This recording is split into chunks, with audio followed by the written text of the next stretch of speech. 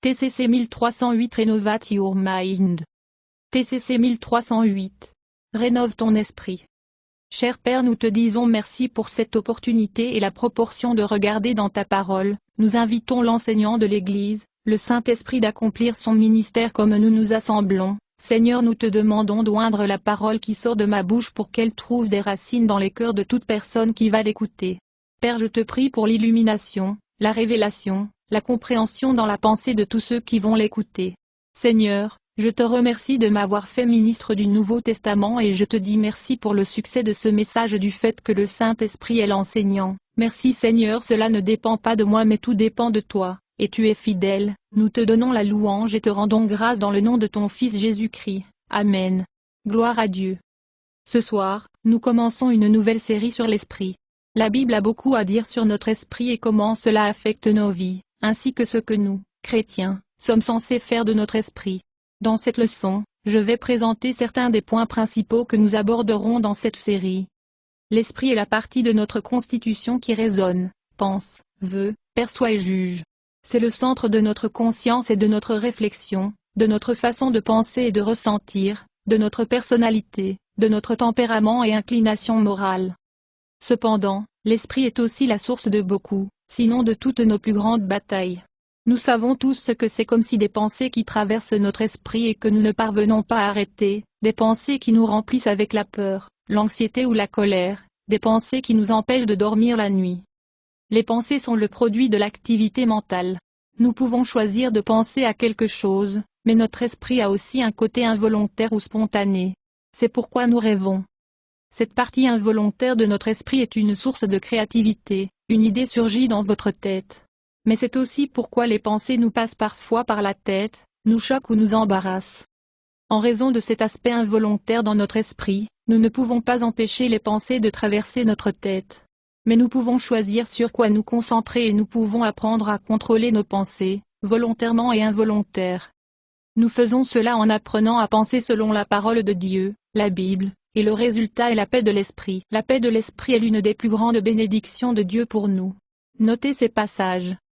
Dans le contexte de la protection et de la libération de son peuple par Dieu, le prophète Isaïe a écrit, « Toi, Dieu, veillera sur lui et le maintiendra dans une paix parfaite et constante dont l'esprit, à la fois son inclination et sa personnage, est resté sur toi, parce qu'il s'engage envers toi, s'appuie sur toi et espère avec confiance en toi. » Ésaïe 26 2.3, Bible amplifiée. La veille de son départ pour la croix, lors de la dernière scène, Jésus dit à ses apôtres, « Je m'en vais toi avec un cadeau, la paix de l'esprit et du cœur. Et la paix que je donne n'est pas comme la paix que le monde donne. Alors ne soyez pas troublés ou effrayés. » Jean 14h27, Bible du Semeur. Dans le contexte de ne pas s'inquiéter, l'apôtre Paul a écrit, Phil 4. C'est alors, parce que vous appartenez à Christ Jésus, Dieu te bénira avec une paix que personne ne comprend complètement, et ceci, la paix gardera vos cœurs et vos esprits alors que vous vivez en Jésus-Christ. Bible du Semeur. La paix est la liberté de pensée ou d'émotions troublantes, dictionnaire Webster. C'est l'opposé de l'anxiété. L'anxiété est un malaise mental douloureux ou inquiétant dû à une maladie anticipée ou imminente, peur ou inquiétude quant à ce qui pourrait arriver, dictionnaire Webster. Selon la Bible, que vous soyez craintif et anxieux ou en paix est déterminé par ce que vous faites avec votre esprit et vos pensées. Proverbe 4h23 dit, « Gardez votre cœur en toute diligence, car dehors parmi elles se trouvent les questions de la vie. » Nouvelle version de King James. Le mot hébreu qui est traduit par cœur a une signification assez large. Il fait référence à l'ensemble de l'être humain, activité mentale et morale, à la fois ses éléments rationnels et émotionnels, ou ses pensées ou sentiments. Il est utilisé pour l'esprit et la partie intérieure de notre maquillage. Notez ces traductions. 1. Proverbe 4 2.23 Par-dessus tout ce que tu gardes, veille sur ton cœur, car c'est de lui que proviennent les sources de la vie. Berkeley. Le mot traduit par cœur est l'équivalent hébreu de l'esprit, note marginale. 2. Proverbe 4. 23 Fais attention à ce que tu penses, car tes pensées dirigent ta vie. NCV. Fais attention comment vous pensez. Votre vie est façonnée par vos pensées. Bible des bonnes nouvelles. Le Nouveau Testament nous dit, fixez vos pensées sur ce qui est vrai, bon et juste. Pensez à des choses qui sont pures et belles, et s'attarde sur les bonnes choses chez les autres. Pense à tout ce que tu peux louer Dieu pour et réjouissez-vous. Philippiens 4 2.8, TLB. Laissez le ciel remplir vos pensées. Ne pensez pas seulement des choses ici-bas sur terre. Colossiens 3 2.2, Bible du Semeur. Ces déclarations soulèvent un certain nombre de questions. Comment garder votre esprit et vos pensées fixés sur Dieu, fixés sur le ciel, et pourtant vivre la vie dans ce monde? Comment peux-tu penser aux bonnes choses alors qu'il y en a tellement beaucoup de mal partout et tant de choses à propos desquelles tu dois t'inquiéter? Comment gardes-tu ton esprit pour que tu peux-on avoir l'esprit tranquille? Nous allons aborder ces questions et d'autres questions connexes dans cette série. Comme toujours, nous devons commencer par la vue d'ensemble. Vous ne pouvez pas avoir l'esprit tranquille sans comprendre la vision d'ensemble, ou pourquoi Dieu t'a créé, ce qu'il veut de toi, et où tu te diriges finalement. C'est une vue d'ensemble. Dieu Tout-Puissant désire une famille. Dieu nous connaissait avant que nous n'existions et nous a choisis pour faire partie de sa famille par la foi en Christ. C'est pourquoi Dieu nous a créés. Le Seigneur a créé les humains avec la capacité de le recevoir, par son esprit, dans notre être et ensuite refléter et exprimer ses attributs moraux au monde qui nous entoure, amour, joie, paix, sainteté, etc. 2 Timothée 1 2.9 C'est Dieu qui nous a sauvés et nous a choisis pour vivre une vie sainte. Il n'a pas fait cela parce que nous le méritions, mais c'était son plan bien avant que le monde ne commence montrer son amour et sa gentillesse envers nous à travers Jésus-Christ, Bible du Semeur. Éphésiens 1 2.5 Son plan immuable a toujours été de nous adopter dans sa propre famille en nous amenant à lui-même par Jésus-Christ. Et cela lui procurait un grand plaisir, Bible du Semeur. Jésus est Dieu devenu homme sans cesser d'être Dieu et pleinement homme. Jésus, dans son humanité est le modèle de la famille de Dieu. Il nous montre à quoi ressemblent les fils et les filles de Dieu. Romains 8 2.29 Pour ceux qu'il a prédestinés, connus d'avance, il les a aussi prédestinés, décidés au préalable, pour être conformes à l'image de Jésus, son Fils, SV. Le mot grec qui est traduit par conformer, se morpho, signifie faire en sorte qu'ils deviennent semblables, ayant la même forme qu'une autre portée la ressemblance familiale de son Fils. Romains chapitre 8 et au verset 29, J. B. Phillips. Conformer à l'idée d'une transformation intérieure, d'un changement durable. Paul a utilisé le mot conforme un peu plus tard dans cette même épître, ou lettre, aux Romains, et ne soyez pas conformés à ce monde, mais être transformés par le renouvellement de votre esprit, Romains 12 2.2, nouvelle version de King James. Cependant, Paul a utilisé un mot grec différent pour conforme dans ce passage, souchmatitso. Cela signifie se conformer au même schéma et à l'idée d'un changement extérieur qui est transitoire et instable. En d'autres termes, la pression d'une source extérieure, ce monde, vous façonne et vous façonne. Notez que selon Paul, nous pouvons soit être conformes à l'image du Christ, comme le Christ dans caractère, ou conformes à ce monde, et le facteur déterminant est le renouvellement de votre esprit. Le mot grec traduit par renouveau signifie une rénovation qualitative. Notez ces traductions. 1. Romains 12 2.2 Ne te conforme pas extérieurement aux normes de ce monde, mais que Dieu te transforme intérieurement par un changement complet de votre opinion. Bible des bonnes nouvelles. 2.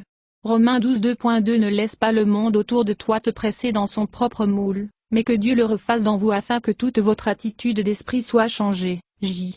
B. Phillips. 3. Romains 12 2.2 Arrête de toujours essayer d'adapter ta vie aux us et coutumes du monde. Tu dois obtenir une nouvelle attitude envers la vie. Toute votre attitude mentale doit être radicalement modifiée. Barclay. 4. Romains 12 2.2 Ne copiez pas le comportement et les coutumes de ce monde, mais laissez Dieu vous transformer en une nouvelle personne en changeant votre façon de penser. Version du Semeur. 3. Nous devons comprendre ce que Paul voulait dire par le terme monde. Paul a utilisé le mot grec, aion, pour monde. Il fait référence à un âge ou une période de temps marquée par des caractéristiques spirituelles ou morales. Les écrivains utilisaient ce mot pour désigner l'état actuel des choses. Nous, et tous les autres êtres humains depuis Adam et Ève, vivons à une époque où les choses ne sont pas comme ils sont censés être, pas comme Dieu les a créées ou destinées à l'être, à cause du péché. Ce monde est en rébellion contre Dieu et dominé par un système qui est contraire à Dieu. De plus, à cause du péché de l'homme, la création matérielle, la terre elle-même, est infusée de corruption et de mort. Nous avons tous grandi dans un monde qui est contraire à Dieu. Avant d'arriver à la foi en Christ, tous nos apports provenaient de ce système mondial. Non seulement avons-nous été affectés par cela, Mais nous étions modelés et façonnés par cela nos croyances, attitudes, opinions, personnalités et perspectives, notre préjugé, notre vision de la réalité, nos mœurs et nos valeurs. Dans une autre épître, Paul écrit aux chrétiens, « Autrefois vous étiez morts parce que vous aviez péché et combattu contre Dieu. Tu as suivi les voies de ce monde et obéi au diable. Il règne sur le monde, et son esprit a du pouvoir sur quiconque n'obéit pas à Dieu. Autrefois, nous étions aussi gouvernés par les désirs égoïstes de nos corps et de nos esprits. » Éphésiens 2:1, 3, Sève. À cause de la corruption en nous due au péché, nous avons un penchant vers l'égoïsme. À cause de l'influence du monde sur nous, nous pensons tous d'une manière qui met l'accent sur nous plutôt que sur Dieu et les autres. Cela doit changer si nous voulons accomplir notre but créé en tant que fils et filles qui reflètent fidèlement notre Père céleste. Et, pour avoir la tranquillité d'esprit, cela doit changer. Notez ce que l'apôtre Jean a dit à propos de ce monde. Il a utilisé un mot grec différent, cosmos, pour désigner l'ordre actuel des choses. Il a l'idée de l'éphémère, de l'inutilité, et à la fois physique et moral le mal. Ce monde est le centre des soucis, des tentations et des désirs excessifs. Jean 2:15 Arrête d'aimer ce monde maléfique et tout ce qu'il t'offre, car quand tu aimes le monde, vous montrez que vous n'avez pas l'amour du Père en vous. Bible du Semeur. Jean 2:16 Pour tout ce qui est dans le monde, la convoitise de la chair, désir ardent de satisfaction sensuelle, et la convoitise des yeux, les désirs avides de l'esprit, et l'orgueil de la vie, l'assurance dans son propre ressource ou dans la stabilité des choses terrestres, celles-ci ne viennent pas du Père mais proviennent du monde, lui-même. Bible amplifiée. Jean 2:17 Exatonne ce monde s'éteint, avec tout ce qu'il désire. Mais si tu fais la volonté de Dieu, tu vivras éternellement. Bible du Semeur. Nous en discuterons plus en détail dans les prochaines leçons, mais une clé majeure de la tranquillité d'esprit est changer votre perspective. Vous réalisez qu'il y a plus dans la vie que juste cette vie et que nous ne font que passer par ce monde dans sa condition actuelle, leçon pour un autre jour. Cette vie n'est pas sans importance. Mais ce n'est pas une fin en soi. C'est l'après-vie. La vie vient, à l'air être avec le Seigneur est la fin et le but que nous cherchons. Si cela devient réel pour vous, votre esprit est renouvelé à ce fait, il est facile de garder votre esprit, votre concentration, sur le ciel et ayez la paix de l'esprit même dans la brume des ennuis. Cet exemple est insuffisant, mais il peut aider à faire comprendre le point. Si vous savez que vous allez lors de vos vacances de rêve, mais ce ne sera pas avant 2 ans encore, vous pourrez toujours fonctionner dans votre vie quotidienne, mais l'anticipation des vacances à venir est au bout de votre esprit, et cela affecte ce que vous ressentez et comment vous répondez aux défis de la vie. Nous devons être conscients que dans ce monde, il y a 2 royaumes concurrents qui se disputent notre attention et notre allégeance. Le diable et son royaume rebelle et visible qui s'exprime à travers les systèmes de ce monde, y compris les personnes qui ne sont pas soumises à Dieu, ainsi que Dieu et son royaume invisible. En relation avec la seconde venue de Jésus, le royaume de Dieu vaincra un jour visiblement le monde système est renouvelé et restaurer cette terre dans les conditions d'avant le péché, de nombreuses leçons pour un autre jour. En ce moment, non seulement vous devez être conscient de l'effet que grandir dans ce monde a eu sur votre maquillage, vous devez reconnaître qu'il y a une attraction sur nous tous envers ce système mondial rebelle. Même si des pensées spécifiques ne viennent pas nécessairement du diable, en tant que premier rebelle dans l'univers, il est finalement à l'origine de pensées et d'attitudes méchantes et impies. Et, il en profite de nos esprits non renouvelés et de notre ignorance de la parole de Dieu. Nous sommes des créatures volontaires, avec la capacité de choisir. À la fois Dieu et le diable influencent notre esprit pour. Faisons notre volonté et persuadons-nous d'agir. Dieu nous pousse à agir en nous persuadant par la vérité, sa parole, et obtenir notre consentement. Le diable nous présente des mensonges sur Dieu, sur nous-mêmes et sur nos circonstances dans une tentative de capturer notre volonté en nous persuadant de désobéir. Notez ce que Paul a écrit aux chrétiens qui étaient influencés par de faux apôtres, mais, maintenant, je suis craintif de peur que, tout comme le serpent a séduit Ève par sa ruse, vos esprits ne soient corrompus et séduits à partir d'une dévotion sincère et pure au Christ. 2 Corinthiens 11 2.3, Bible amplifiée. Il y a des idées variées sur qui est ce que le serpent était, un sujet pour un autre jour. Le point pour nous, c'est que le serpent est le représentant de Satan, qui est le tentateur, Thessaloniciens 3 2.5. Paul craignait que ces chrétiens ne soient détournés de la dévotion à Jésus par le subtil ruse du diable, tout comme Ève l'était. Genèse 3 2.1, 6. Dieu a dit à Adam et Ève que s'ils mangeaient de l'arbre de la connaissance du bien et du mal, ils mourraient. Genèse 2h17.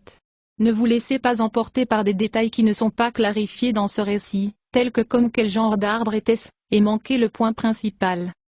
Lorsque nous examinons ce qui est arrivé à Ève, nous constatons que le serpent a attaqué la parole de Dieu et le caractère de Dieu, a profité de ses désirs naturels, et a fait paraître le mal bon, dans une tentation de la persuader d'exercer sa volonté dans la direction qu'il voulait. Dieu a-t-il vraiment dit que vous ne devez manger aucun des fruits du jardin? Genèse 3:2.1, Bible du semeur. Vous ne mourras pas. Dieu sait que tes yeux s'ouvriront quand tu en mangeras. Tu deviendras tout comme Dieu. Genèse 4:5, Bible du semeur. Et Ève a été convaincue par ce qu'il a dit et ce qu'elle a vu. Il y a plus dans cette rencontre entre Ève et le serpent que nous n'allons pas aborder maintenant. Il suffit de noter que Paul s'inquiétait que les personnes qu'il connaissait puissent être affectées de la même manière qu'Ève sont passées de leur dévotion à Jésus par l'influence du prince de ce monde et de son système. Tout comme toutes ces personnes étaient vulnérables à être éloignées de Jésus, qui il est, ce qu'il a fait, et comment il veut que nous vivions, par l'ignorance et le mensonge, nous aussi.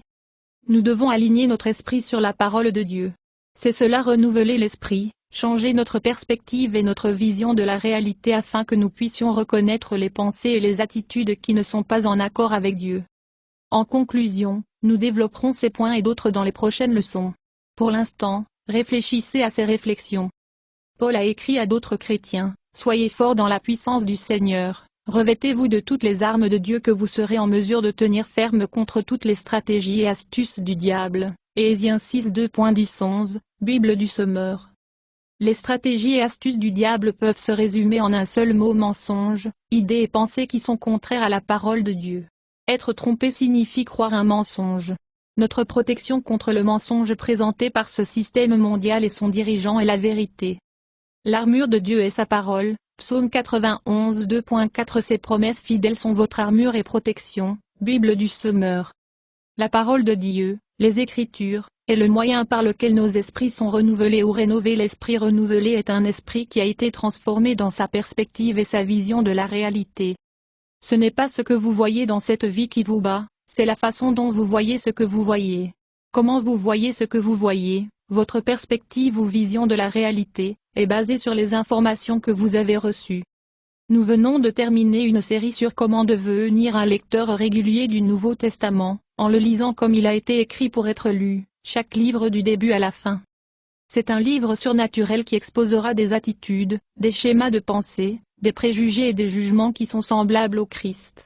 Cela vous transformera en renouvelant ou en rénovant votre esprit. Au cours des 2 prochains mois, nous discuterons de notre rôle dans le renouvellement de notre esprit, où et comment nous devrions concentrer notre attention, la bonne perspective mentale, à long terme et à court terme, comment prendre le contrôle de votre pensée, comment se parler à soi-même et d'autres sujets connexes. Nous avons beaucoup de choses à discuter. Ma prière est que par ces leçons chacun de nous sera inspiré pour marcher comme Jésus a marché. Laissez Jésus vous faire confiance à travers sa parole, la Bible. Merci Seigneur pour votre merveilleuse parole que tu as choisie pour que ça passe par moi. Merci Seigneur de choisir des fils et des filles d'être conformes à l'image de Jésus-Christ et d'être faits comme tes enfants en caractère et en puissance, pour tout ce qu'on entend. Que cette leçon puisse nous donner le désir de rechercher et de grandir en Jésus-Christ dans cet endroit. Seigneur, nous vous remercions et nous vous servons sur votre scène, notre désir c'est de demeurer en toi au nom de ton Fils Jésus-Christ. Amen. Louez le Seigneur, louez le Seigneur.